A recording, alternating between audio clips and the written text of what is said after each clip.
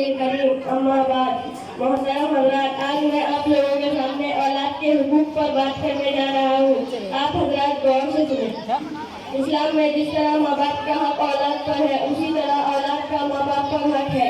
खिलाने पिलाने पहनाने का हक का एहसास तो फितरी तौर पर माँ बाप के दिल में है।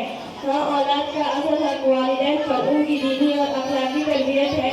उनकी इस तरह देखभाल और तरबियत करे कि मरने के बाद जहन्नम में न जाए। वालिदैन अगर पढ़ा लिखा कर डॉक्टर इंजीनियर वगैरह बना दिए तो वो दुनिया का मसला है, आखिरत का मसला जो सबसे अहम है और कभी खत्म नहीं होगा। इन डिग्रियों से हरगिज़ हल नहीं होगा।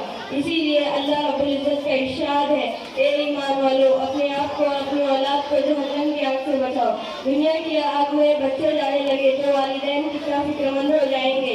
आखिरत की आग तो दुनिया की आग से 70 गुना ज्यादा गर्म है, उससे बचाने की कितनी फिक्र करनी चाहिए। दुनिया की आग में से तो खींच कर निकाला जा सकता है, आखिरत की आग में जाने के बाद कोई निकाल भी नहीं सकता। दुनिया की आग तो बुझाई जा सकती है और जल कर ठंडी हो जाती है, आखिरत की आग ना बुझेगी ना ठंडी होगी। दुनिया की आग में मौत आ जाती है, आखिरत की आग में खाल बाल गोश्त चर्बी मिट्टी सब जल जाने के बाद भी मौत नहीं आएगी और अल्लाह ताला उस खाल को नई खाल में बदल देंगे ताकि नए सिरे से भी आना सके।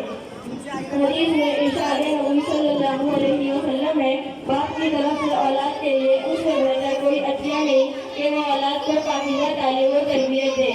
एक